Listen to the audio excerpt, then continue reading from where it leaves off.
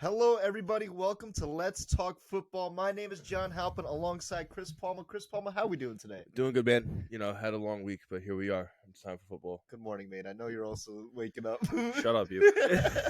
So, we have a lot to get to this week. The playoffs are just around the corner, and we have a lot of interesting games to talk about. But first, we would actually like to dedicate this episode to John Madden.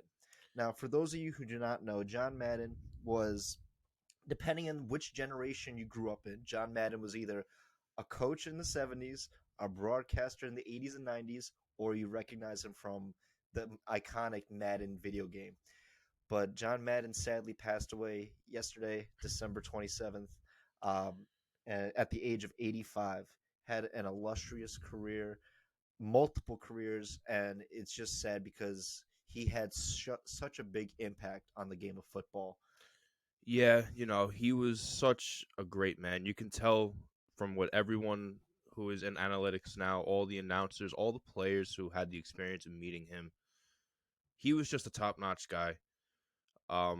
His legacy is only beginning. It's going to go a lot further than the video game from what most people remember him as, because a lot of people are starting to forget that he is a Hall of Fame coach. He is the one that made the Raiders the Raiders. And people are starting to forget that. But I don't think people are going to forget that ever again. Because the flame is lit in Las Vegas for him right now. They've lit that symbolic flame for the Raiders for him. And I don't think that's going to go out anytime soon. I feel like that's kind of be a kindling for them. Like they're going to start winning their last most important games for him. Yeah, I got to say, the Raiders are still alive in the playoff hunt. They're not in the playoff bracket at the moment, but every game that they play going forward these next 2 weeks is crucial. And the Raiders as an organization have just not been the same since the 70s and 80s. Like since their last Super Bowl appearance in 2002, their winning percentage has actually been very poorly. They lose more games than they win, but I do want to put this stat out there. John Madden actually has the highest winning percentage of any coach in the league, higher than Bill Belichick's. With at least 100 games, I saw that. Yep. He was like 107, 33, and 7 or some shit like that. Yeah, he only lost, I think, 32 games in his entire NFL career. Made the conference title 7 times. Unbelievable. He was an unbelievable coach, an unbelievable commentator, and his legacy, as you said, will continue to live on. It's only just beginning.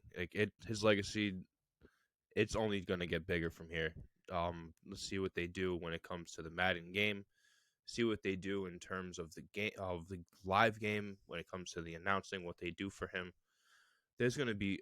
I personally feel there's going to be an insane tribute when it comes to the Super Bowl this year, the Pro Bowl this year, and probably going into most of the rest of the season, that there's going to be some type of huge tribute for him. So, I 100% agree with that. There's just no amount of words that can really describe the impact that John Madden had to the game of football. And for that, we say, rest in peace, John Madden. Rest always, and be well. So, with that being said, we're going to get into Week 16's games and give you our weekly recap of last week's game. So, Chris Palmer, you ready to review some games? Yeah, let's go ahead and look at some games. Okay, so the first game we're going to be looking at is the Thursday night game of last week, and that was the San Francisco 49ers against the Tennessee Titans. And Tennessee coming away with the win 20-17. AJ Brown came out and said, "Don't forget about me." Yeah, it's hard to forget about AJ Brown. He's always been a solid receiver. Mm-hmm. I've always liked AJ Brown. I feel like you give him a stronger quarterback, he will be better. He could get put in that elite conversation if he had the right arm throwing to him, I feel. I think AJ Brown is one of those great number one wide receivers, but I got to say, unfortunately for Tennessee, it's really AJ Brown or bust at this point. And so, hey, it's great that he was able to had a really great game against a really good opponent. But every game is going to be crucial for the Titans going forward, especially this upcoming week because they have a tough opponent in the Miami Dolphins. Going on there. eighth straight win, I believe. So, If they were to beat Tennessee, it would be their eighth straight. yep. So we're going to talk more about that game later on. But let's move on to Christmas Day. And the first game on Christmas Day was the Cleveland Browns against the Green Bay Packers, and the Green Bay Packers coming away with a win 24-22. Baker Mayfield, the quarterback for the Browns, had 4 interceptions that game. Ugly. But man, your thoughts on that game? On Green Bay side, again, it was more of the same from them. They kind of took their foot off the pedal at the end when they realized that once again, Baker Mayfield can't get it done alone. But my God, man, there is something special in Nick Chubb. There is something special with him. He is something to behold when it comes to running. I could watch him run the ball all day. Mm-hmm. And that's coming from a Steelers fan. I could watch Nick Chubb run the ball all day. You can say that again. Nick Chubb is special, and Cleveland, they just got to keep feeding him the rock. But Cleveland is still alive in the playoff hunt, but they're going to need a little help along the way. So moving on, we're going to be talking about the Indianapolis Colts and the Arizona Cardinals. Indy winning 22-16 over Arizona. Tell me, what's been going on with Arizona? I don't know, man. It's hard to really put a definitive answer as to what exactly is going on. They've lost their third straight game. Indy came out ready to play. They just didn't show up yet again. They are limping, and I mean limping to the finish when it comes for the playoffs. They were at one point the top team in the league, and now it's just they're on such a steady decline. And how open the NFC is, it's not what you want. No, especially not. So right now, uh, Arizona's at the fifth seed right now, but that is probably subject to change within these coming 2 weeks. So moving on, we're going to be moving on to the Sunday's games, and starting with the Jacksonville Jaguars and the New York Jets. And Zach Wilson and the Jets came away with a good win, 26-21 over Trevor Lawrence and the Jags. Your thoughts on that game? You see, this was one of those games that there's nothing to implicate any type of importance, but I kind of just wanted to look. When we met up off air, I wanted to kind of look at these highlights, not to see what was going on with the Jets, but I wanted to actually take the time to look at Trevor Lawrence and see what exactly was going on with him. Not the team. The team's playing terrible. They're not great. I believe they're 3-11 now, or 3-12. But I wanted to see him, and after watching the highlights of him, this is one word that comes to mind: lazy. He has a very lazy throw. He steps back in the pocket lazy. He scrambles lazy. When the chips are down and he needs to beam the ball, he can, but then it's inaccurate. You and I kind of agreed that when he throws, he's throwing all shoulder. He's not putting any of his body into it. It seems like he's throwing it because he feels that's just what quarterbacks do versus this is what I need to do to get the ball down the field. Quarterbacks throw the ball, so I'm going to do this. It's like he's doing it like a pretty boy, and he looks like a pretty boy out there. Honestly, getting back to his mechanics look very off. Now, when quarterbacks throw the ball, you look at, say, Tom Brady and Aaron Rodgers. They have a fluid motion from shoulder to their arm to their hand and their wrist, and it's a complete motion from their entire body. But when you look at Trevor Lawrence, it looks like he's about to tear his shoulder off. Completely. So there was a couple of different times where I watched him try to air the ball out, and it looked like he was just taking it, putting it at his shoulder, and shot put tossing it, and it would go far.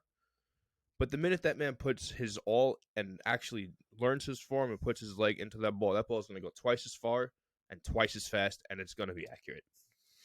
So the Jets and the Jags are two teams that still have a lot to learn. But hey, the future whole, it could be bright. For the Jets. For the Jets and his the name Jags. Is Berrios. Berrios is a very standout player. I'm going to give him a shout out. Let's give him a shout out. Yep. Berrios, the wide receiver for the Jets. I'm going to say that it might be the shining light that is the fucking dark tunnel of the New York Jets. Zach Wilson, Chris Taylor, and Berrios might be the three names that we say in New Jersey for a little while. Don't forget C.J. Mosley. C.J. Mosley's a Raven. He's not a Jet. In my heart, he's always a Raven. But let's move on to the other New York team, and that is the New York Giants. against the Philadelphia Eagles. Now, this game was tied 3-3 at halftime, but the Eagles wound up with the win 34-10. My God, they said, okay, look, Go away. we're tired of playing with you. We're going to put up some points. Yeah, that was kind of, they went into halftime. They probably got angry, and they probably wanted to prove to themselves, we're a playoff team and the Giants are not. So the Eagles came out and became the playoff team that we kind of saw coming about the midway point, that they could just become that team. And the Giants are not. The Giants need help, and boy, God, do they need help quick. So right now, the Eagles are currently sitting at the 7th seed right now, playing Washington this upcoming week. So let's move on to the Los Angeles Rams and the Minnesota Vikings. And the Rams came away with the win 30-23, but the Vikings are still kind of in it, but they have to win these next 2 games. And this upcoming week, they have to play against the Packers. So tell me, what are your chances of the Vikings making the playoffs? Kirk Cousins has to have 2 Hall of Fame caliber games to get into the playoffs.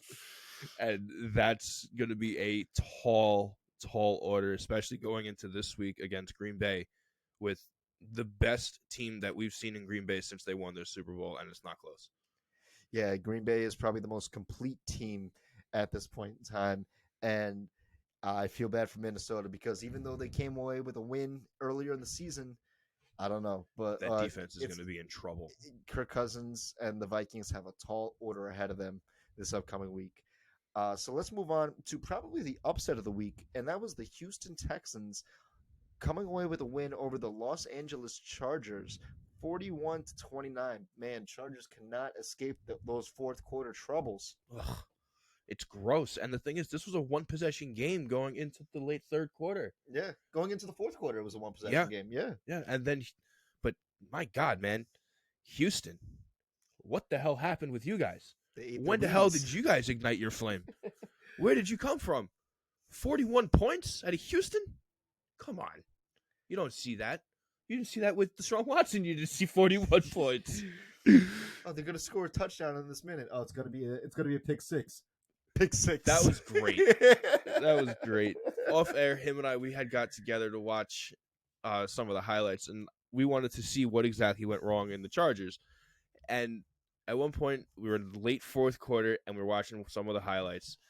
And he goes, okay, they're going to score again. I said, wouldn't it suck if there was a pick six? As I finished the statement, the pick six that sealed the deal of the game came on the highlight. We just looked at each other and just started cackling. It was amazing. It was funny. But, man, the Chargers, they're on the outside looking in. So if they want to make the playoffs, again, they have to win these 2 games. They had to win that game. I don't know that we're going to see the Chargers this year because of that loss.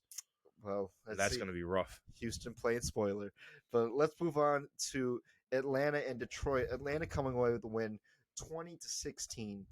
Tell me, who do you think is going to have more changes in the offseason, Atlanta or the Lions? Detroit's never going to change. They're historically bad. I hope Atlanta looks at quarterback in the drafts, and I think we're going to see some more come out of Atlanta for a couple of years to come, especially with Kyle Pitts. They kind of need a running back. They need a couple more pieces, and they need a quarterback. Matt Ryan is done. I feel Matt Ryan is done. He is not going to get you there. He's going to get you exactly what you're seeing now, a 500 to a sub-500 season. Yep.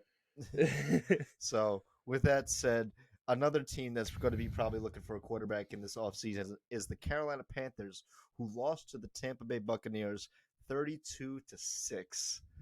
Pathetic. They definitely need a quarterback this offseason. Pathetic.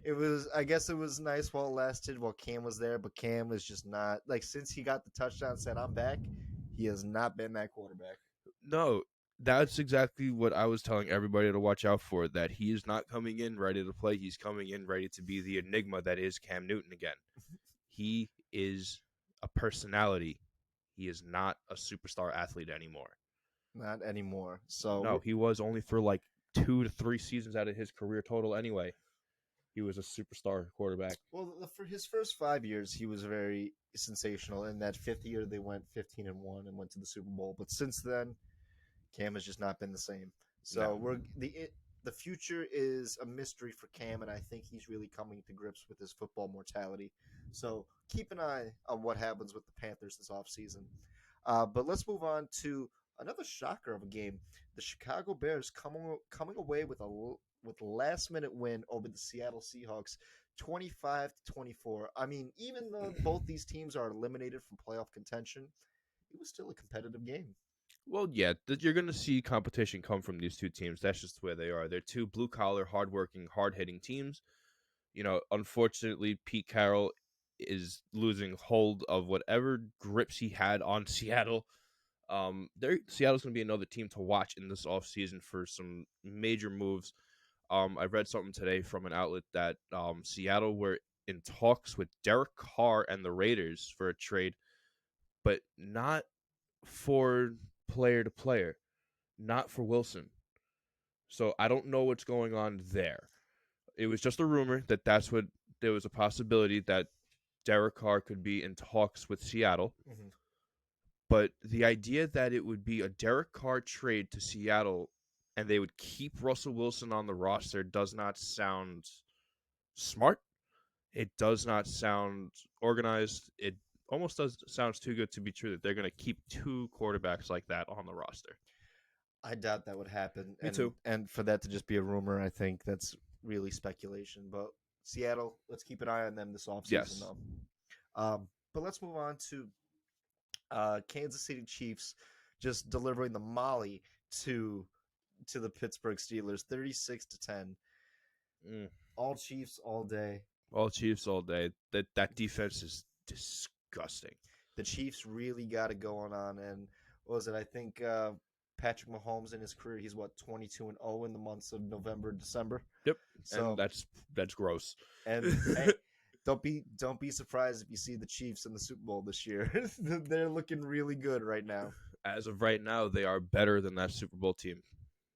So and that says a lot. We're going to talk more about the Chiefs later on in this episode, but let's move on to another good divisional game: the Buffalo Bills and the New England Patriots, and the Bills coming away with a win, 33-21. Hey, Bills take the lead in that division. My New England's sitting at the 6th seed at the moment. It's a good breath of fresh air coming from Buffalo because they've been playing kind of pretty bad the past couple weeks. It's good to watch them have a real good playoff division win. That's a playoff caliber game right there. They kind of need to have those games for the rest of the season to really secure themselves and maybe kind of give New England the nudge out of the wall for a little bit. Get out of here. We don't want you here right now. Hey, I gotta say, the Bills are playing very well. They're a flawed team as well as the Patriots, but both teams are very competitive, and it was a great game to watch. Now, moving on to probably a horrible game to watch, and that was my Ravens against the Cincinnati Bengals, and the Bengals just absolutely destroyed us, 41-21, but it wasn't even close. Joe Burrow had a record. Well, what was it? A Bengals record, 525 passing yards, which is the fourth most in a single game in NFL history. Wow. My God. There was something that I saw. A commentator had asked him why he kept airing the ball out. And I love how this man actually keeps the energy of the AFC North rivalry. He said word for word that the Ravens didn't stop when they did it to us. Yeah. So I'm going to do it to them. Yeah. So he's keeping the spirit of the rivalry, but it's becoming a very well-respectable rivalry now at Cincinnati. It's not as egregious as it used to be. There doesn't feel like as much bad blood was there this season because you wanted to see Jamar Chase. You wanted to see Joe Burrow. You wanted to see what would happen. All the other bullshit aside with like some of the ugly penalties that they get, that still has some fat trimming to do.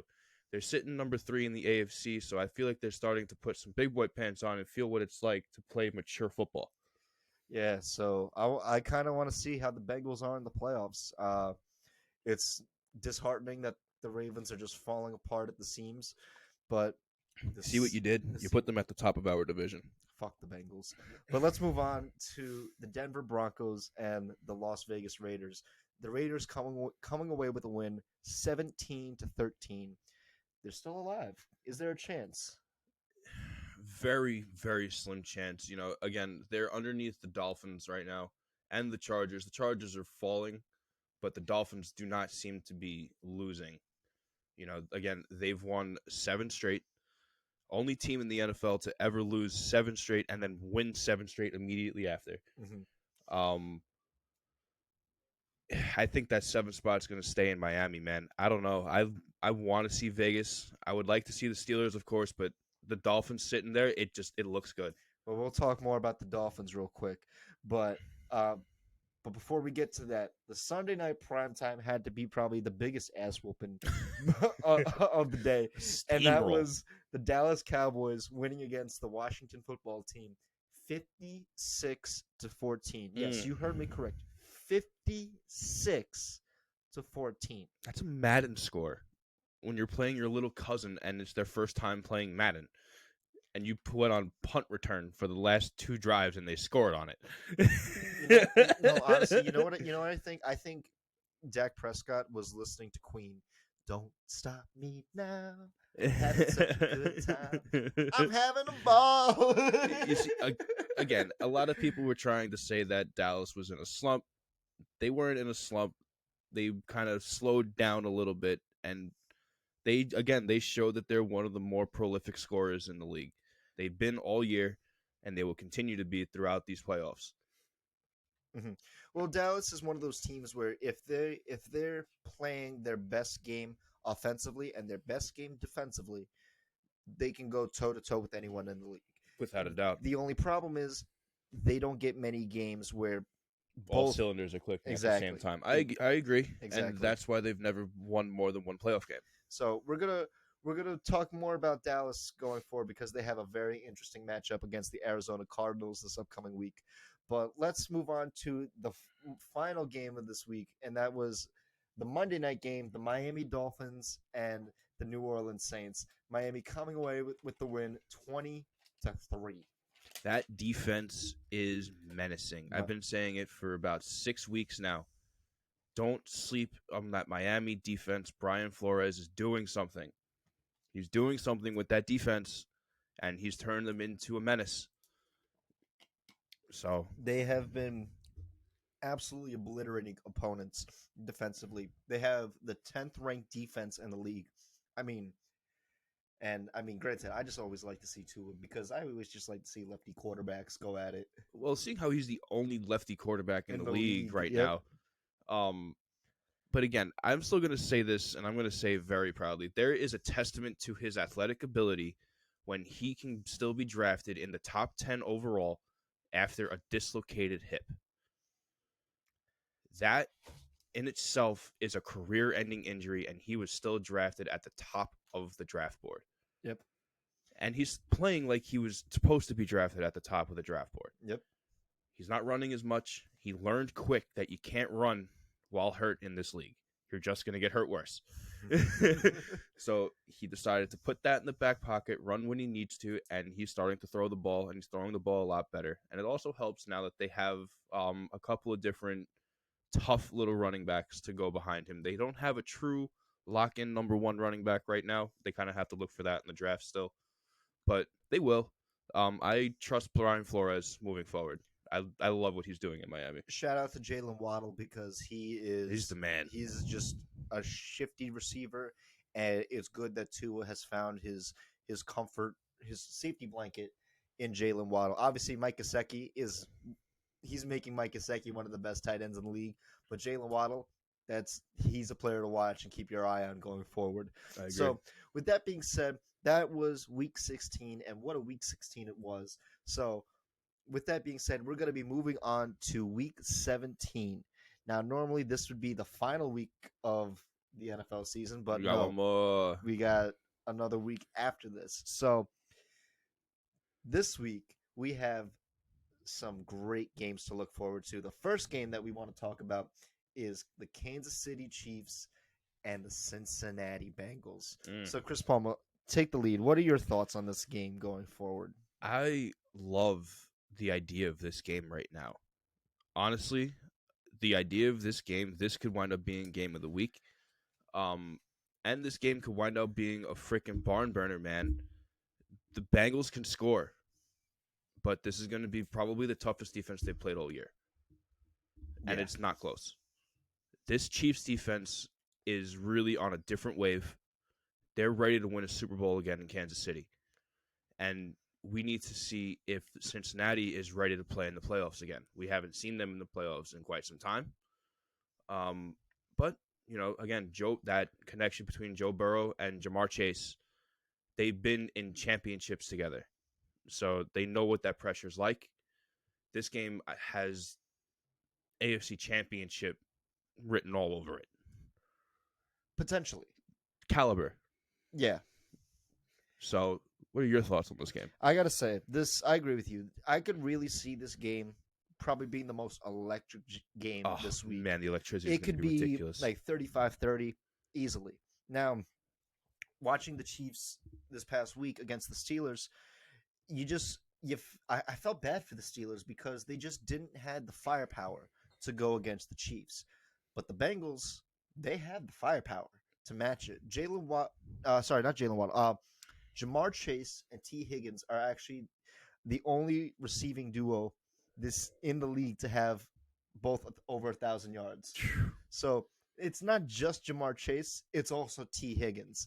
Yeah, T. Higgins is great too. And so it really, with that being said, to have two dynamic wide receivers really puts a strain on that defense because it's who do you slide the protection to cover more? Do you cover Jamar Chase on the double, or do you cover T. Higgins on the double?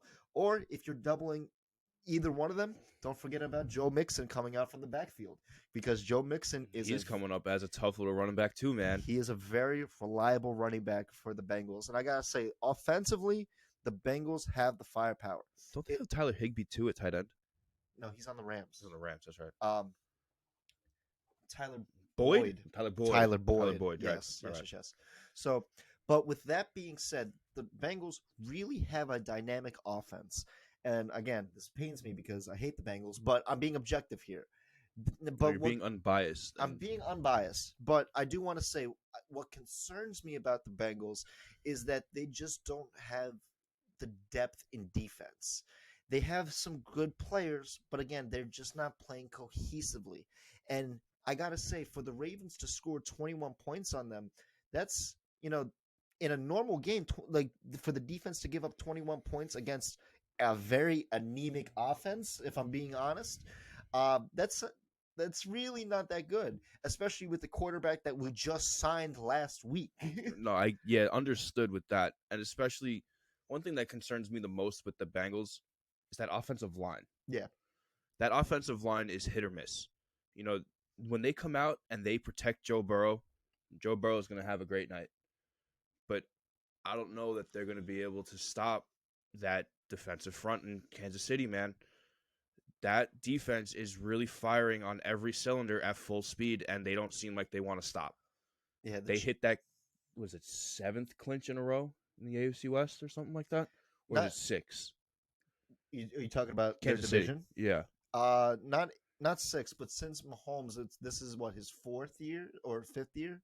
So about 5. So since he's been in the league. Since he's been in the league, they've clinched. So they got that taste again. And you see it, like they're hungry. They want to win again. And it's going to turn into a coaching battle with now I believe Andy Reid is on the no, that's Bruce Arians. I'm sorry. Bruce Arians is on the COVID list. Oh, okay. Andy Reid versus the head coach of the Bengals, and that's where I believe the outmatch comes. Yeah, Zach Taylor's his name. He's still, I believe, too young of a coach to stand toe-to-toe with postseason Andy Reid. You know what? I got to say, though, I got to give credit to Zach Taylor because this is his 2nd year coaching the Bengals, and for him to spot on. For him to get the Bengals to where they are now, from where they were to where they are, spot on performance as a coach. It's really an indictment of their coaching and their management in the offseason because, hey, look, what's probably the best thing that the Bengals did this offseason? You get Jamar Chase. You go get Joe Burrow's weapon. Now, for those of you who don't know, Jamar Chase and Joe Burrow went to the same college. They went to LSU together, and they were on that championship team a couple years back when Together. LSU won. So they have that chemistry, they have that connection, and you just saw it from week in and week out this season that Joe Burrow and Jamar Chase, even though they didn't play together last year because Joe Burrow was a grade ahead of Jamar Chase, it's like they haven't Nothing missed a ever beat. changed. Yeah. So if you have that connection with your wide receiver, and Joe Burrow does, he's gonna find him and he's gonna give him the ball. And here's just a little something to, tickle your thought feathers a little bit. My thought feathers. Yeah, just make you think a little bit. Something that they could just do again in the draft this year. They could rinse and repeat. Who are you thinking? Randy Moss's son, Oh, Thaddeus Moss. Thaddeus Moss, the tight end for LSU, who was on that championship team. Just something to think about. Well, let's see. Imagine they bring LSU into Cincinnati. That would be That would be scary. that would be very scary. I gotta say though, as much as I really give credit to Zach Taylor and what he's done with the Bengals. I gotta again for Andy Reid to adjust and to really make the changes to his team mid-season is very impressive because throughout the season, we were talking earlier in the year from September and October, the months how that Chiefs defense is such a liability for that team. And from November to now, Unstoppable, that defense has they been. have allowed an on average 11 points per opponent, which is absolutely disgusting to think about. So you have Chris Jones, you have Frank Clark, you got Honey Badger clicking on all cylinders, and it's going to be a really tough test for Joe Burrow and the Bengals because if this was sometimes it's not who you play, but when you play them. Yes. And I think if the Bengals and the Chiefs were to play in September or October of this year, it would probably swing in the Bengals' favor. But being how the Chiefs are now, it's a very uphill battle for the Bengals because that the Chiefs are looking probably like the best team in the AFC right now. You see, that's a hard thing to grasp when it comes to the Chiefs in September because Andy Reid is one of the most lethal coaches in September. True, but they weren't winning in September. They weren't winning as often as they were in past. Not as much as they should have been. I agree with that. And of course, they were giving up way too many yards back then. But that's still Andy Reid, and he'll be going up against a very young team. That speculating back into September, I don't know that would swing in Cincinnati's. They would have a better chance. But now I feel like this is Super Bowl caliber Chiefs versus brand new Cincy Bengals. So Cincinnati needs to put it in a notch that they've never been before. Yep. And one last thing I want to say is that the Bengals have not won a playoff game in ages. The last time that they made the playoffs, I think 2011. No, the last time they made the playoffs was, I believe, 2013, 2014 or so, just around there. Okay. And they went 4 years in a row, 0 for 4 in that span. That's right. So they have not won a playoff game in a long time. So if Joe Burrow is able to get them to the playoffs and win a playoff game, I think for Cincinnati, huge step forward. It would be a very successful season. So let's see what the Bengals are made of. We know what the Chiefs are made of, but let's see. This is a good test for both teams to really go against playoff caliber teams. Yes. This game, again, it has AFC Championship caliber all over it, as do a bunch of these games going up into the AFC. I'm excited for this week throughout on the AFC side. Well, I wanna switch over. I wanna talk about the next game that we looked on the schedule. That is probably one of the most important games of the week, and that is the Miami Dolphins and the Tennessee Titans. Now, this game has major playoff implications on it. Oh yeah. Now, what was it you were saying about Miami before? They have won 7 straight so far. They've won 7 straight games. Mm-hmm. After losing 7 straight games. only team in NFL history to ever do a turnaround like that. And that defense, again, I've been saying it for 5-6 weeks. Do not sleep on them. They're going to be nasty. And look at them now. They are thrashing teams on defense, getting after it on the ball, gang tackling, open field hits, strips, sacks, fumbles. You name it, it's in Miami right now. I love what Brian Flores is doing to that defensive front. They need one more outside linebacker, maybe a cornerback. But I'm excited to see where that goes. I would say that they probably need like a free safety or a strong safety just to secure the back end because they're getting a lot of sacks. They're getting a lot of pressure. Jalen Phillips, the rookie, the outside linebacker, he is unbelievable Oh, this he's year. great. Playing unbelievable. If you watch that game on Monday night, he was just jumping on your screen. He was just He's electric. He is absolutely electric. So, but the implication of this game is critical because there was another important game for Miami earlier in the season, and that was actually against the Ravens on the Thursday night. Now, obviously, at the time, we didn't really think that that game had playoff implications, but you Now it look had at all it the now, it's implications in like the world. the Ravens and Dolphins are tied at the same record, but they look like completely different teams right now. Ravens are a shell of themselves at this point, and the Dolphins are just getting better. They're just brand new. They molted. It seems like they just molted their skin of being a bad team, and they were like, "Look at us now, Look at guys. us. Here we are." Now I gotta say, another crucial win for Miami was probably the first win of the season when they beat the Patriots 17-16. Yeah, that was that tiebreaker. So that game is really going to play a factor of sometimes it's not who you play, but when you play them. And for Miami, they're playing probably their best football right now in the season, and they're playing. If they're going to go into the playoffs, it's important that they play the Titans because if the playoffs were to end today, they would actually be going to Tennessee. So that would actually be the matchup. Okay. So for Miami, this is kind of like the test run. Okay. Right. So this is the sloppy copy. This is the first draft. Okay, it's like if we were to meet them in the playoffs, which it looks like they are, then you can kind of test out what works and what doesn't work. And then week 18, the Dolphins play the Patriots for the final game of the season. So obviously the Patriots have Jacksonville this upcoming week, so we expect them to win. But we all know that when it comes to teams with nothing to lose, they like to be the thorn in the sides of those with everything to lose. I wouldn't be surprised if Miami just keeps wins against Tennessee and then wins against New England, and they just shoot up in the playoff bracket. Could you imagine the thorn that would go in the side of Bill Belichick if he got swept by Miami?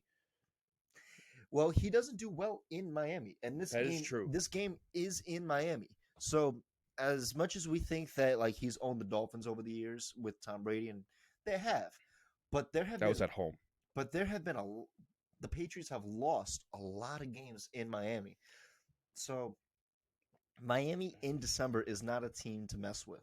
And Belichick knows that. Yeah. So, but I got to say, I do like the way Tua has been playing as of late. He's playing, again, he has a good completion rate. He's not turning the ball over. And I think, again, it's just being that he's the only lefty quarterback in the league is that it's exciting. You have to flip your defenses and your defensive schemes to what teams would normally be playing. And it's like, no. We need the opposite heavy set side. Right. So it's really tricky. And people may not also realize, but lefty quarterbacks also throw the ball a little differently too. The ball spins is different. The ball spins differently. And you can obviously see Tua obviously favor his left side, but the defense does not favor that side of the ball. So It's going to be very interesting going forward. And I think being how Tennessee is a team that they're winning games, but they're not winning them convincingly. And I think for them to go against a team like Miami, this is going to be a low-scoring affair. but it's going to come down to, I think it's going to come down to like it was last week. Whoever has the ball The last final possession, is right? going to win. And so this is going to be pretty much a playoff caliber game right here. I agree. This is absolutely a playoff caliber game. The one thing I want to see from the Titans, kind of been saying it for a couple of weeks, better teams have been playing worse than they've been, and they've kind of just been sitting there just being able to eke by. If the Dolphins win, it's going to be a very showing game for Tennessee, that they have more holes than they really like to admit, Mhm. that they completely crutched themselves with Derrick Henry, and that they have a lot of answers to make up for if they wind up not making the playoffs, or if they wind up really jumping down their stock, because if they lose, the Bills win and the Colts win, they're really not going to be looking well in this hunt, man. This is a very surprising AFC turnout as to where the standings are, and still just how open it is with 2 weeks left. And this Dolphins team being in the 7th seed, it throws such a monkey wrench in. It throws such a monkey wrench with them in, because they don't look like they're going to lose anytime soon.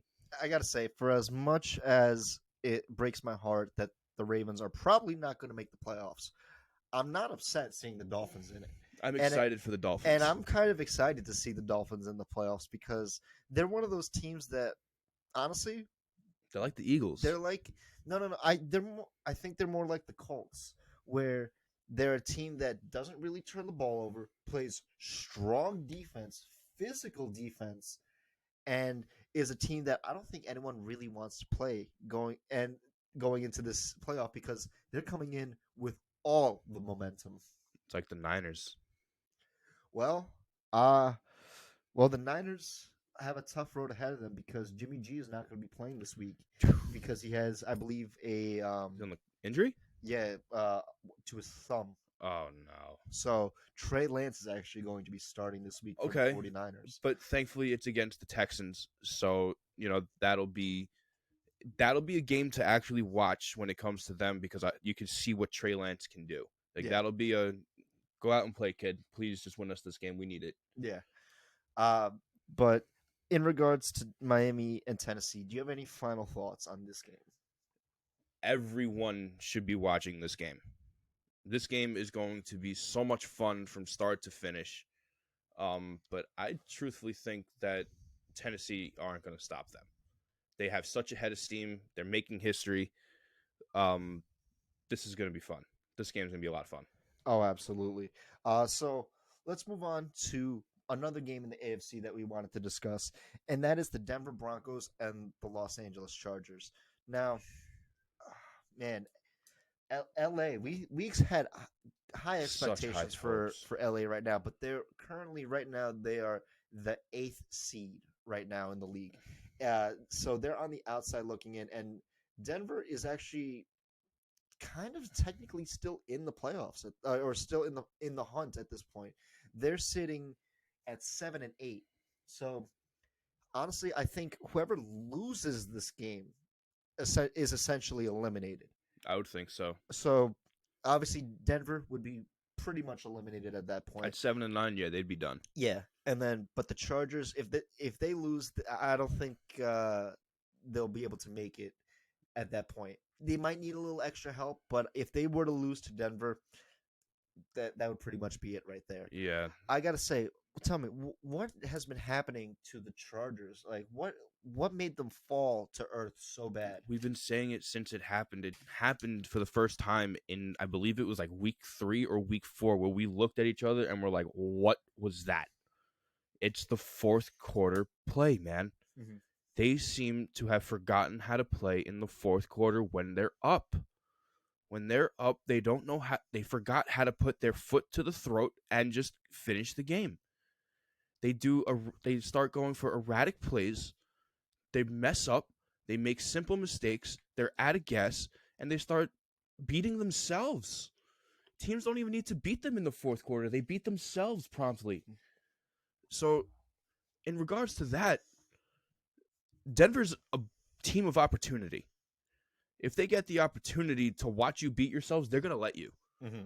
and then they're going to come in and they're just going to smack you one time and you're going to fall on your own face. Mm-hmm. So this game is very important for one, not so important for another. But if Denver comes in and harasses the Chargers, it could again turn a whole nother monkey wrench into this AFC playoff bracket. Yeah. So I wanna talk about the Chargers briefly, and you hit it on the head. We talked about the Chargers and their fourth quarter stumbles. Probably within the past couple weeks, probably in the month of November, we really started to say it because I know in September and October, you and I were saying It was something. magical. Yeah, we were saying that there's something special in LA, and they do have the pieces and they do have the capability to be not just a playoff team, but a very threatening playoff team. They have that capability, but they just not are not living up to that. So I want to bring us to last week against the Chargers and the Houston Texans. The Chargers, like you and I said before, they were had a it was a one possession game going into the fourth quarter. Okay, it could swing either way at that point, but they had two costly turnovers in the fourth quarter. Their running back Jackson fumbled it, and which was crucial. And then after that, Justin Herbert, n- knowing that he had to throw the ball, threw a pick six. Good read by the defender because he just read Justin Herbert's eyes and just said "yoink, mine," and That's just another thing, and is that Justin Herbert can't hide his progressions. He's very easy to read as a quarterback. You can tell which order he's going in. There's kind of an order when you go through your progressions, but you gotta be able to mask it. And he's not good at masking it. It's predictable, and defenses are reading him like an open book now. Early on, when they came out with the head of steam, no one could stop it. But you got to remember, those 5 weeks that they were great, that's 5 weeks of film that you could watch him do his thing. And then you figure it out and look at him now. It's now he's forcing shit while he's still predictable. And that's where choreographed pick sixes happen.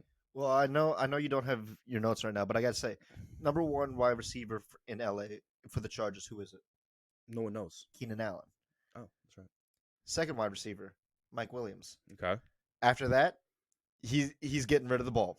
Right, he's throwing it away. So it's either Keenan Allen, Mike Williams, or that's it, or Chuck Noun, and it that's not bad, but again, like you said, predictable. And I think what really kills it for the Chargers is those fourth quarter turnovers, and that's really what's shooting them in the foot. Teams aren't necessarily beating them; they're beating themselves, as you said before. But I want to move on to Denver real quick. Now, I believe 2 weeks ago, Teddy Bridgewater went down with a neck injury, And a terrible concussion. terrible concussion. So he is not going to be playing this game or Week 18. So Drew Lock is actually going to be starting for the Denver Broncos. Now, Drew Lock, for those of you who don't know, I believe he was the starter for Denver last year, but he wasn't really that good. He's honestly kind of like just a backup at this point. He's like Ryan Tannehill.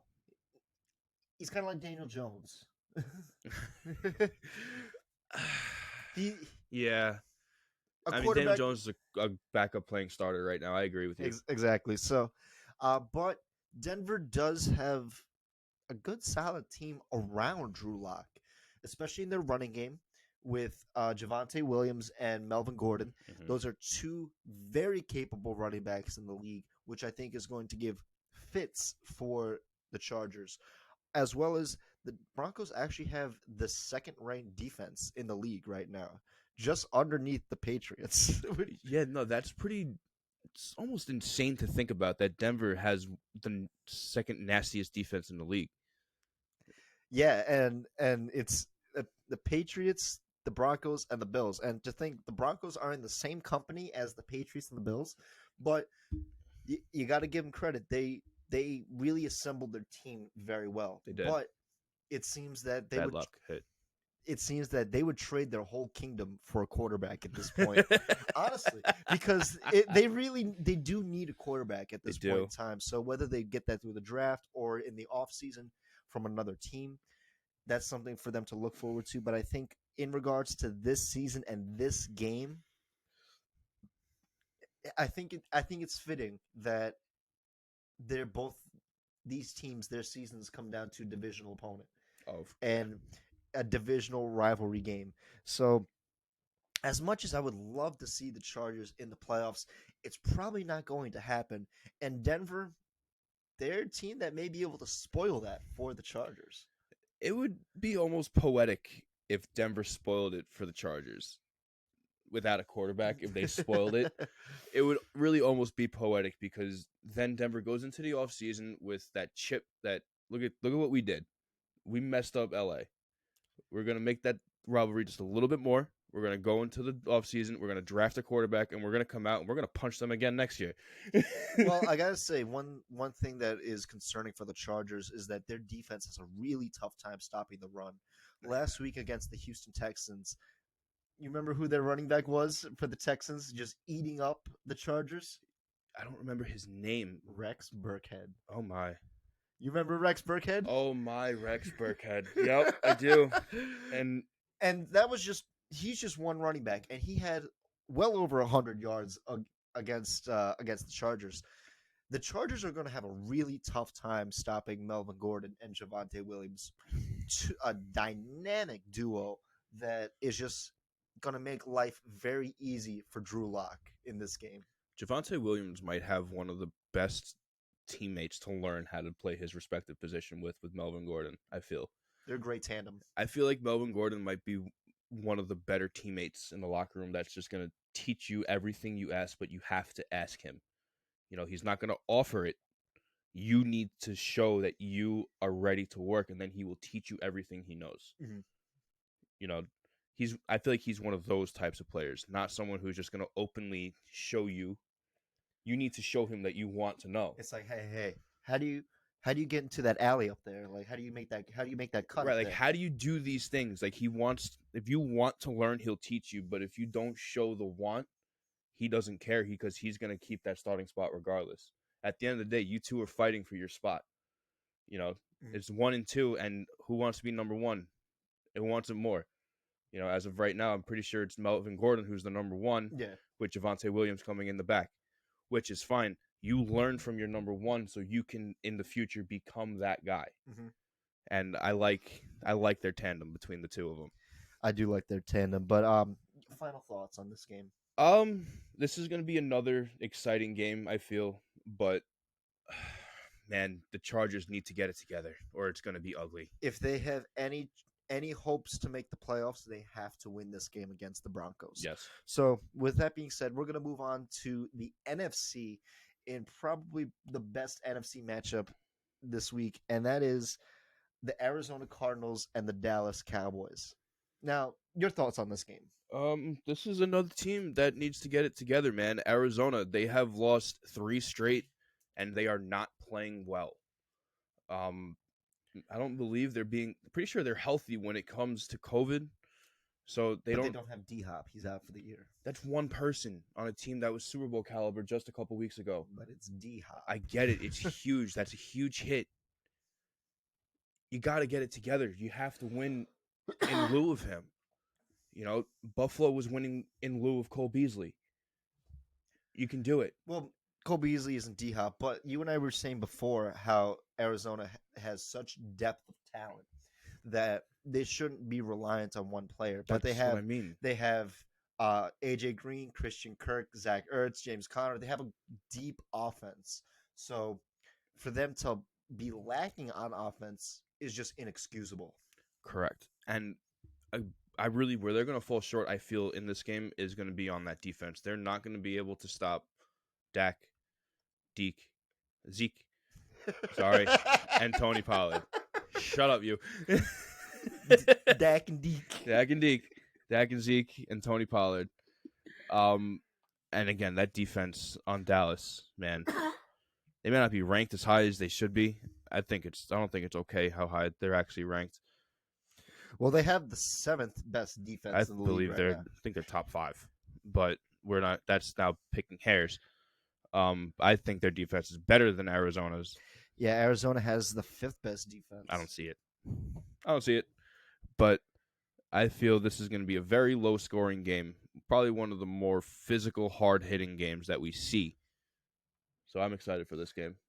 See, I honestly, it really depends on which Dallas team shows up.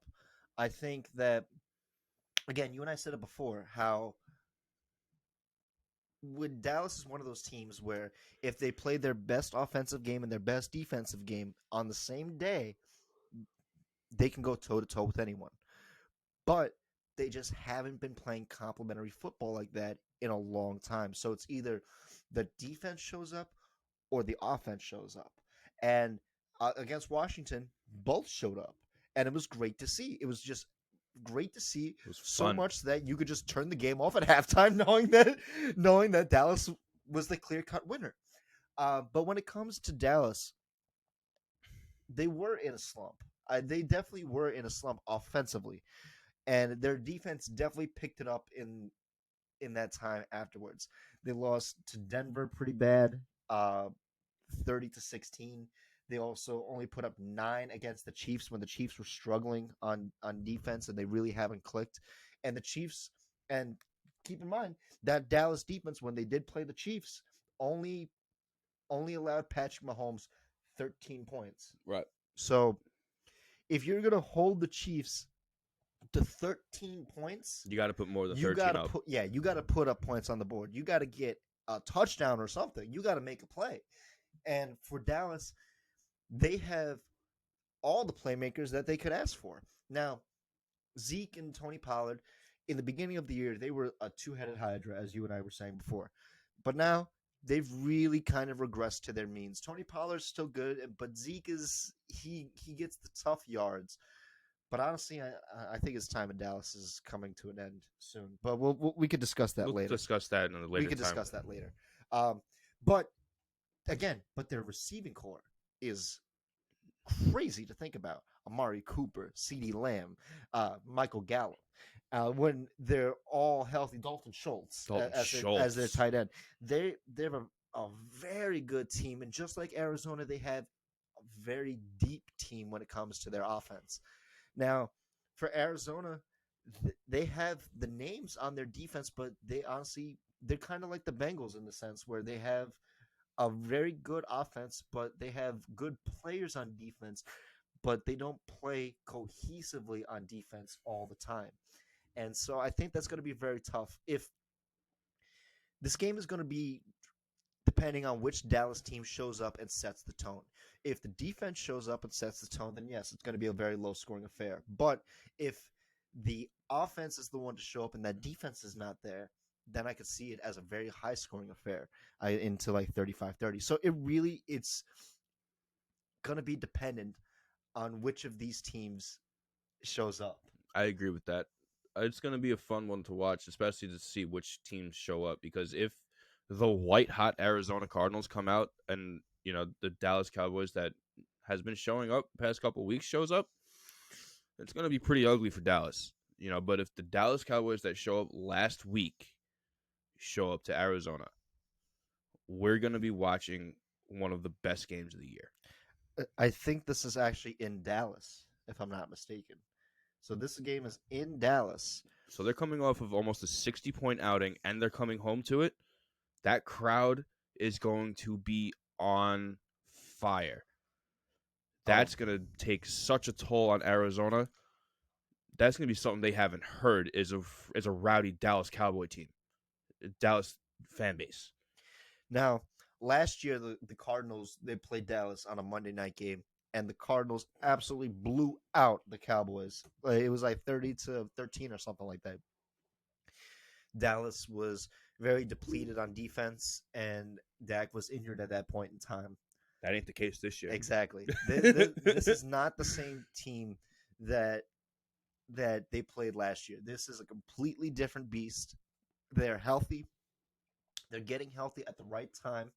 So it's going to be a challenge. Now, if me personally, if you would have looked at this game in October or September, I'd be like, oh, yeah, the Cardinals have this game easy.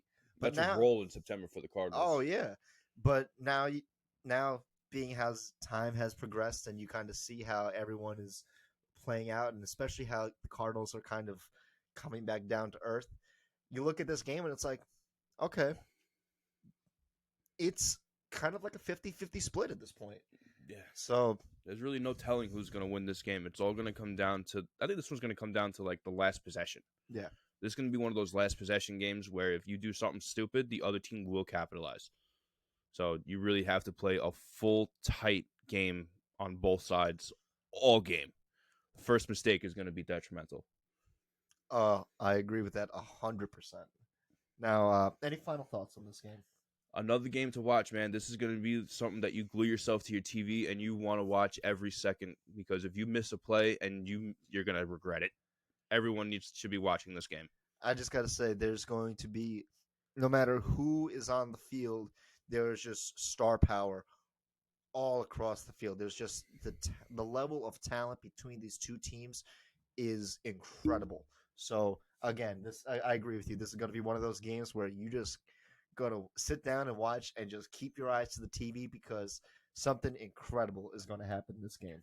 At any given point, something magical can happen, whether it comes from Micah Parsons, whether it comes from Kyler Murray, whether it comes from Tony Pollard, whether it comes from either of those teams' respective receiving corps. Something is in the wind in that game. It could just happen. Oh, very well. And so keep an eye on that game, because that game is going to be a fantastic game to watch. So let's move on to the final game that we wanted to discuss, and that is the Sunday night primetime game. The Minnesota Vikings coming to Lambeau to play the Green Bay Packers. Now, for the Vikings, if they want to keep their playoff hopes alive, this game is crucial. Your thoughts going into this game? Listen, like I said earlier, in order for Minnesota to win and get to the playoffs, they need to have Kirk Cousins himself has to have 2 straight Hall of Fame caliber games. He's not getting out of Green Bay this week. I'm sorry. Green Bay is the best team we've seen in Green Bay since 2013, 2012 maybe. They are on fire. If Minnesota, but again, Minnesota is like Denver. They're opportunists. If you open the window to start letting them in and watch you beat yourself, they're just going to put pressure on you until it's just too late and you have officially beaten yourself and they're going to take the win from you. Mm-hmm. And they could be one of those harassing teams that just wind up in the playoffs. And if they do, that's a team you don't want to play.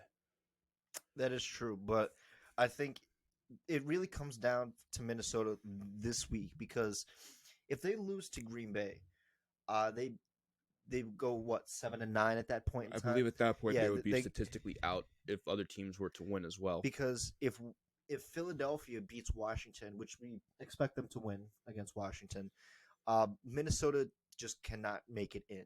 They just can't, because they've lost too many games at that point. And those games in the beginning of the season that they lost very close, those close games that they should have won, come back to bite them in the ass. Yeah, without a doubt. That game against Cincinnati week 1 in overtime, That was a must win. that that game in Arizona, the 34-33 game where Barn burner. where their kicker missed the game-winning field goal. That one hurts. That one hurts. That one's gonna hurt a lot, and it's gonna hurt Minnesota for a long time. Those games are, or the game against Dallas on the Sunday night primetime where Dallas won. I think it was 13-10 or something like that. Something like that. Yeah. And it was a low-scoring affair, and then they won on a walk-off touchdown by Amari Cooper in the back end of the end zone. Well, that you can't really attest for because Amari Cooper is just Amari Cooper. It is, but it was another low-scoring game that they could have won. It was another winnable game. It was yes. another winnable game, and all these winnable games from Minnesota just kept slipping out of their hands, and now they're really in a bind at this point, because you got to go against the Packers, who are the best team in the NFC right now. And it's not close. They're the most complete team in the NFC right now. Their offense is great. Their defense is clicking. Although their defense does have problems stopping the run, they're still a great defense in the league. I think they're what, the top 7th ranked defense or something like that. Or They're number 7, yeah. so they're Oh, they're the Green third. Bay is number 13. They're the 13th ranked defense, which is still pretty good. Hey, It's it's still pretty top good. half. It's still pretty good. And I do got to say, if Minnesota really wants to win this game, they got to lean on Dalvin Cook this game. They got to really lean in on that run game because the best way to make sure that Aaron Rodgers doesn't beat you, To keep him off the field exactly, because he's just going to score. exactly. So and and again, and in that game last week from the Packers and the Cleveland Browns, the Packers scored 21 of their 24 points off the Cleveland turnovers. So, talk about opportunistic. Green Bay is just the same. Well, yeah. They are just as opportunistic as anyone in the league. So it's but for Minnesota, you do have the playmakers. Your defense obviously is not there, but again, you have playmakers on offense to keep you alive. You You have can eat that clock you and can keep eat him that off clock. the Yep. the field. And I got to say, Kirk Cousins, although we don't talk about Kirk Cousins a lot, he's probably having his best year in the league right now. Well, yeah, he's having his best career year right now. But will his year as a quarterback this year stand up against to the year Aaron Rodgers is having? No, because You know, it's going to be hard. It's Aaron Rodgers with an active injury that's just getting worse. And you have a Kirk Cousins who's going up against that Green Bay defense that is just lethal. It is nothing but lethal right now. so I just want to look up Kirk Cousins' numbers for the year right now because he's playing very well. Um, so right now he has just under 4,000 yards, 30 touchdowns, 7 interceptions. So he's playing very efficient. But again, Aaron Rodgers was playing at an MVP caliber level. So it's hard to match that. But yeah, Kirk Cousins is capable enough to keep them in the game. But again, Kirk Cousins, I don't know what it is. He just can't play primetime games. He just struggles with them. So, and of course, this being a primetime game, it's going to be a doozy. It's going to be a coin flip as to which Kirk Cousins comes out and plays. Well, it's not on the 1 o'clock window, so that's why you got to lean on Dalvin Cook this game. Yeah. Let him run the ball. You look at the film last week that how how Cleveland was able to run the ball effectively on Green Bay. Nick Chubb was just eating up yards. They had, I think, over 200 yards or so rushing that game, and they were averaging about 9 yards a carry as a team. You got to do that, and I got to say, I do want to give a shout out to Minnesota, their second running back, Madison. He is a very good complementary back to Dalvin Cook. And when Dalvin Cook was injured this year, he was actually having some incredible games. So utilize that running back tandem because that's going to be the key to winning that game against the Green Bay Packers. That's another running back who I feel is kind of like Todd Gurley, where it's I will show you the key to success. Mhm. You need to ask me for it. Melvin Gordon? Yes. Okay. Yeah, it's Dalvin Cook. I feel like he's the same way. I'll show you, not if you don't ask me. I will teach you everything you want to know, but you have to show me that you want to learn. And it seems like that little backup quarterback running back in Minnesota wants to learn. He wants to take the torch for when Alvin Kamara's gone. I mean, no, Dalvin Cook, yeah, when he's gone. Sorry. So that's going to be interesting to see. It's going to be another very, very fun game to watch. These games are great. Oh, these games are absolutely great, and they're so crucial going into this week. So, with that being said, let's pick some games. You want to pick some games, Chris Palmer? Yeah, this week 17 is going to be kind of exciting. So we're going to start off with the New York Giants and the Chicago Bears. Oh, kind of a meaningless game, but we'll see. I gotta say, both teams are eliminated right now, but that doesn't mean they're not going to give it their all. I'm going to pick Chicago to win this game because I was actually impressed that they came away to win in Seattle. So I'm going to take Chicago to win against the Giants. Sorry, Pops. Yeah, I'm going to take Chicago more so just because I have a bigger soft spot for Chicago than I do for the Giants. Again, there's no real implications here. They're both statistically out. But I like Justin Fields. I want to see how he plays. We're going to move on to the LA Rams and the Baltimore Ravens. See, Lamar's not expected to play on Sunday. He didn't even make the plane trip, man. Well, to Cincinnati, no, but he's still hurt with his ankle injury. I'm gonna take the Rams to officially eliminate the Ravens this week. Uh, Rough. and as painful as that is, we're just not the team that we want to be right now. We're just too injury rattled, both offensively and defensively, and it's honestly just painful to watch the Ravens right now. And we're lucky that we got 8 wins, uh, but I think LA is just clicking at the right time. So I'm gonna take the Rams to beat my Ravens. Yeah, I'm gonna have to agree with that. That the Rams, as of right now, are the better team. Um, Matt Stafford going up against no answer. That's not that doesn't sound right. Doesn't sound well, No. especially coming from Baltimore. You guys were very dependent on Lamar, and Yeah. without him, it shows. Well, and no Marlon Humphrey, no cornerbacks, no. Right, you have nothing. You guys are very We have hurt some right now. people coming off the COVID list, but it's just not enough. That's not enough. So moving on to Tampa and the Jets. We're gonna move on. Please, I'm taking Tampa. We're gonna move on. Yeah, Tampa's gonna win. Please. And now we're gonna move on to what I said was probably gonna be game of the week: Kansas City and Cincinnati. This one's tough. This is very tough, and I'm gonna take KC, but I gotta say, I think Cincy's gonna really give them a run for their money. On as much as I would have liked to see the Steelers be very competitive, but that offense was anemic. But Cincinnati has the offense to go toe to toe with the Chiefs, so I'm gonna take the Chiefs, but it's gonna be one of those games. Whoever has the ball last is gonna win. I think I'm gonna go Cincinnati on here. I think I smell the upset here. Sorry, man. What? Yeah, no, I think they're the better team. Kansas City is white hot right now. Cincinnati's been doing this all year. Give or take a couple. They've been doing this, even though they've been losing. They've been playing like this relatively all year. Oh yeah, This isn't new to them. Only thing that's new is they're standing in the bracket. that is true. So I smell something here, man. I think Cincy's gonna upset KC. Okay, I respect it. We're gonna move on to Atlanta and Buffalo. I'm gonna take Buffalo. Atlanta's just not really a good team, and Buffalo is kind of clicking at the right time. I think that game against the Patriots, they really exercised a lot of demons, and I think against Atlanta, they're just gonna keep on rolling. Yep, I have to agree with you. The game last week was a breath of fresh air. I think this one's going to be another paved stone in the way to the playoffs. Sorry, Atlanta, you guys need a quarterback. There's no answer to Josh Allen with Matt Ryan.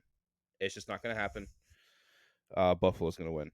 Moving on to Philadelphia and Washington. This one has playoff implications for Philly. Well, and I think Philly's going to win this one very convincingly because Philly's just the best running team in the league right now, and Washington is just not competitive at all at this point in time. I'm not sure if you saw this, but there was a point in the game last week where I think it was Durant Payne punched Jonathan Allen in the face. I did. I saw that. And now they spoke about that. Now they were played in college together. They did, yeah. They played in college together, and they came and they spoke about it. They said it was almost like two brothers disagreeing with each other. That nothing really came about it. We disagreed about something. A punch was thrown. Everyone else is taking it completely out of proportion. Man, you don't fucking punch somebody. You don't punch a teammate. You're on national TV. Get it together. On national television. You leave that for the locker room. You know what John Madden would say? Bam! Get out of here. Rest in peace, John Madden. So, but yeah, I see Philly winning this game. Washington has really no competition left in them. So we're going to move on to Las Vegas and Indy. Now, again, Carson Wentz is not playing. I'm still taking Indy because they have a good team around it. And I think that, honestly, you can just pick someone from the stands and be like, hey, look, you can play quarterback, but all you're going to be doing is just giving it to Jonathan Taylor. And plus, I do like that defense on Indy. And Raiders just, I don't know. I think it's going to be an emotional week. I would like to see them win for John Madden, but honestly, I just think that Indy's probably the more complete team. I have to agree with you. I think Indy is the more complete team, but again, as much as I hate, not that I hate him, as much as I'm not a fan of Carson Wentz, I don't want to say I hate him because I don't. He really is one of the focal points of that team, Oh and yeah, without him, we haven't seen that Colts team without him this season. Vegas, on the other hand, has been dealing with nonsense and emotional things all season. We spoke about it to nauseum what's going on, how deflated they are, but they've shown a couple of different times now that when playing off of emotion, it can help them. And they can come out and they'll play like a different team. So I think I'm actually going to go Vegas here. I think I'm going to go for the sentiment game where they're going to win based off of sentiment. They want to do it for John Madden. mm-hmm. They're good at unleashing emotion. They're not good at controlling it. Yeah. So if they want to unleash their emotion for a game, they could do it. And again, they could be one of those harassment teams that happen up until the end that just harass a couple of less teams and just stir the pot. You know, Oh yeah, and I gotta say, I'm just thinking about it. Like, man, the Raiders have dealt with a lot, controversy but on top of controversy on a top of lot this controversy. season. And now they've lost one of the most iconic names to their franchise. I just hope that with all the turbulence that the Raiders have been experiencing this season, they become a better team for it later on in the future. I agree. We're going to move on to New England and Jacksonville. Please, I'm taking New England. Yeah, New England is definitely probably the quickest lock of the week, other than Tampa and New York. But again, I want to take another look at Trevor Lawrence, and again, I want to see if what we saw was the normal, or if what we saw was him playing nervous, and maybe he'll get it together for the last couple games. Doesn't seem like it, but we're gonna move on to another game that we spoke about that could has serious playoff implications. Miami and Tennessee. We're gonna get the rough start, the rough copy. Now, if Miami loses, we're still alive. If we win our respective games, Very, very brief. very briefly. But again, I'm not mad if Miami to see Miami in the playoffs rather than my Ravens, but maybe a little bit. But but I'm gonna take Miami to win this game because they're just on a roll, and I think that again, I just don't like that Tennessee defense. I just don't trust it. And although AJ Brown was a breath of fresh air last week against the 49ers, they're a team that's looking that they could bottom out at any point in time. And although they're really hoping to get Derrick Henry back for the playoffs, I wouldn't hold my breath for that. But with that being said, I'm taking Miami to win this game. You know, I didn't hear that Derrick Henry was potentially going to be back for the playoffs. That would Maybe. be interesting, but I feel like that would be kind of really going out on a wing and a prayer. You have to get past the Dolphins, and I don't see that happening. The Dolphins, I really see them winning their 8th straight game, and they're going to secure their spot in the playoff bracket. So Dolphins are going to win this game to me. Next game we have is Denver and the Chargers. See, as much as I want to pick the Chargers, I'm just so torn because they're just not playing to their capabilities. And Denver, we don't really expect much from them, but they're kind of exceeding expectations throughout the season because we didn't expect much from them this year. But yet they're still kind of in the playoff They're winning hunt. games. They're winning games and they're in the playoff hunt. I'm going to take the Broncos this game. I like their defense. I like their running attack. I don't like Drew Lock, but I just think that the Chargers are just slipping. You see, this one's really tough for me. Like I said, Denver's opportunists, but we all know the capabilities of the Chargers. Those fourth quarter mishaps, man, they're not easy to look past. You can't look past them, especially going up a team like Denver. It's Fuck. tough. This is a tough one. I'm going to go Denver as well, but I almost see the Chargers really cleaning up this week and coming out with a breath of fresh air. Well, I hope for it. if they don't clean up this week, their season is pretty much done. If they lose to Denver this week, it's going to be a kick to the stomach, and they're going to have no air left. We're going to move on to Houston and San Francisco. Now, this is Trey Lance. He's going to be starting for the 49ers. You know what? Again, I'm taking San Fran for the same reason I'm taking Indianapolis, is because they have a very good team around the quarterback. And the quarterback doesn't need to be special, but the, there's a lot of playmakers around him. He's got Debo Samuel, Brandon Ayuk, George Kittle. You got Elijah Mitchell. And then you have a very solid defense backing him up. So I'm going to take the 49ers to beat the Texans. See, I'm going to take the 49ers as well, but I'm going to be keeping an eye on Houston to see just what that was last week. Yeah. Into this week. If they can roll over, and I'm not expecting another 40-point outing or whatever the hell they put up. 41. Thank you. But if they can still come out and they put out 28, 35 points, that's a lot of points in 2 games for a very, very poor football team. Yep. There might be some type of flame starting to ignite in Houston, and they just need a piece or two, and then they're right back ready to win. They looked like they were ready to win last week. Yep. So if they look like they're ready to win against San Francisco, that could be a conversation starter. Absolutely. You know, that could turn into the conversation of they might be playing better than their record shows. Because we haven't looked much into Houston this year because they've just been in complete disarray for majority of it, from what we think. Well, they have been because they haven't been winning games. But I got to say, they do have some underrated wide receivers, and I think that Rex Burkhead is probably a good lifeline for them to keep.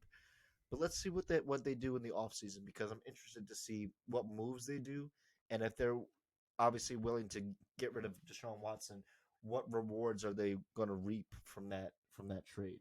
So we'll keep an eye on the Houston Texans because they're a team to really look out for this offseason. Yeah. Moving on to another very important game, another game we spoke about, Arizona and Dallas. This is probably the toughest one on the list to choose from.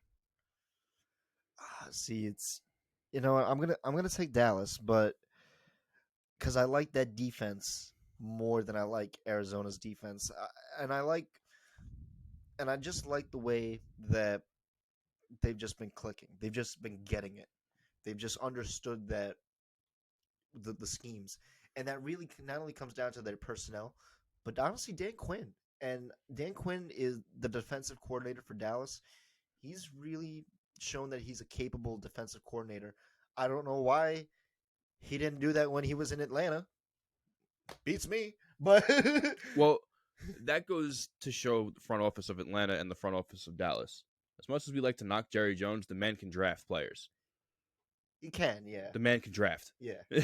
So that one is a testament to Jerry Jones that he can spot talent from a mile away. He's always been able to spot talent. Well, he picked Dak in the 4th round. So you're going Dallas? I'm going Dallas. Okay. I'm going to go Dallas as well. Again, for that defense,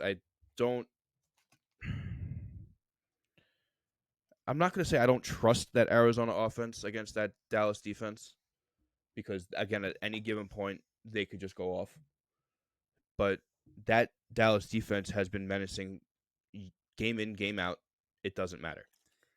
Honestly, what scared me was Arizona's loss to the Lions. That really scared me. And that one doesn't sit well. And yeah, that's a loss that you look at. It's like, you should not have lost that game. And by any means. So, with that being said, I'm taking Dallas to win that game. All right, we're going to move on to Carolina and New Orleans. Who cares? Well. I mean, I'm going to take New Orleans. They have no quarterback, but it's more so for the reason is I like Alvin Kamara, and I do think their defense is good, but Carolina is I think they're just emotionally done for the year. I feel like at this point, no quarterback is still better than Cam Newton. I don't know about that. I don't know, because again, having no quarterback, I think is still better than having the personality that is him. He drags the team down. He is emotionally exhausting.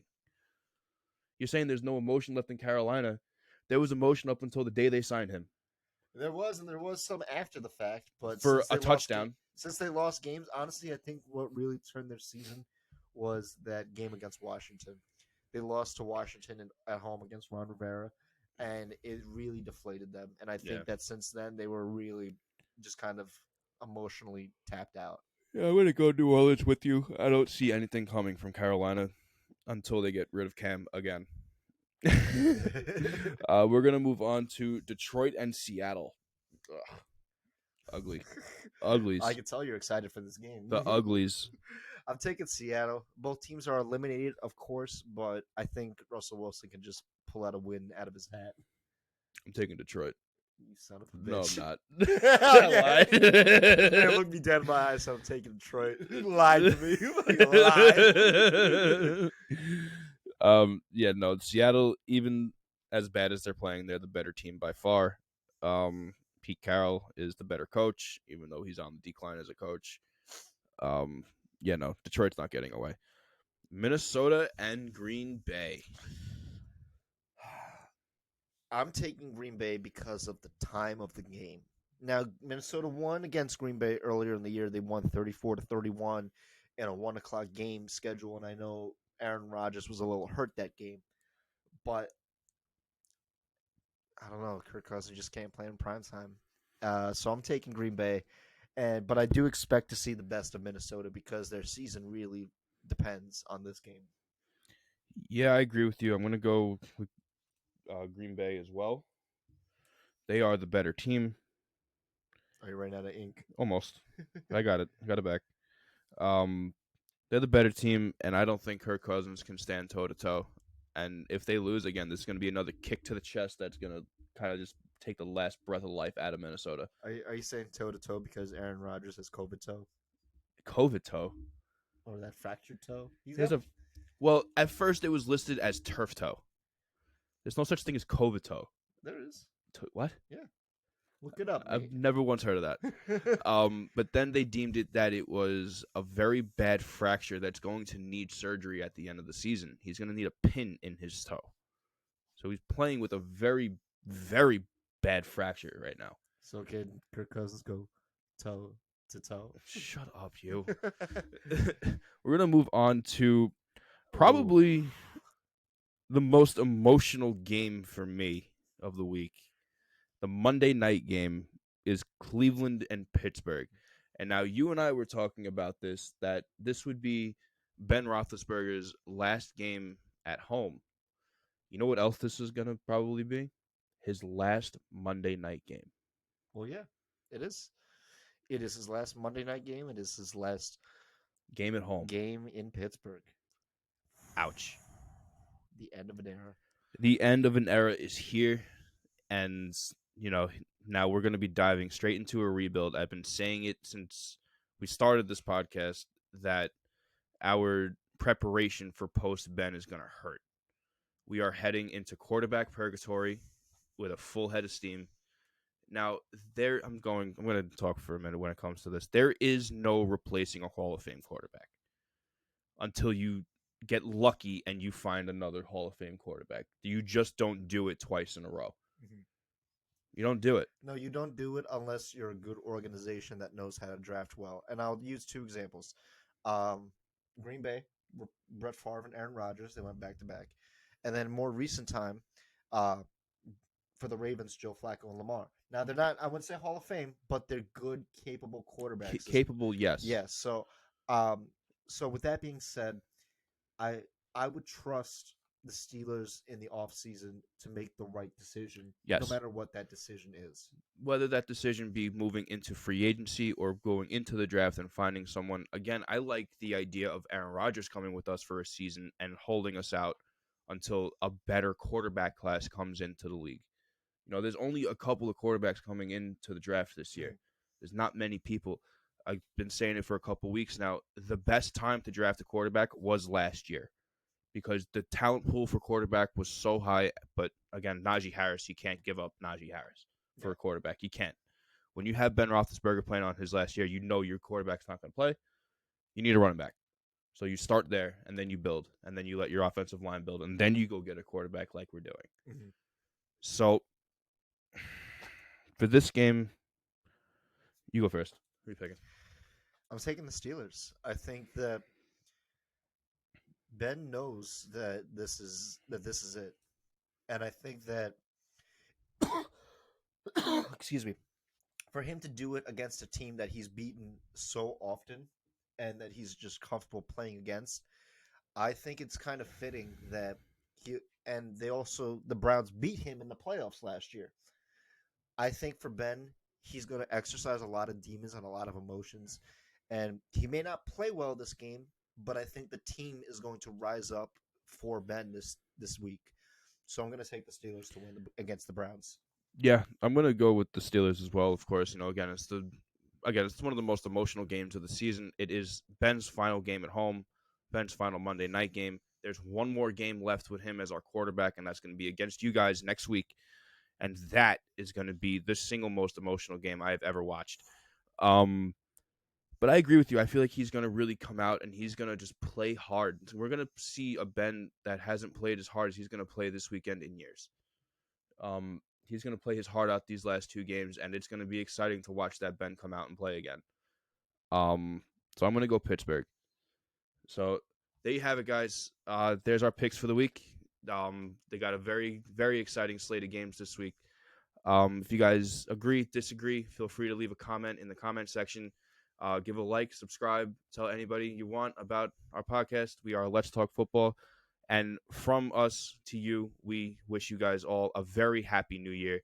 And we are welcoming you into 2022 with some insane football and an incredible, incredible playoff season on the way. Let's get it popping. Let's Let's get it guys. ready. All right, guys.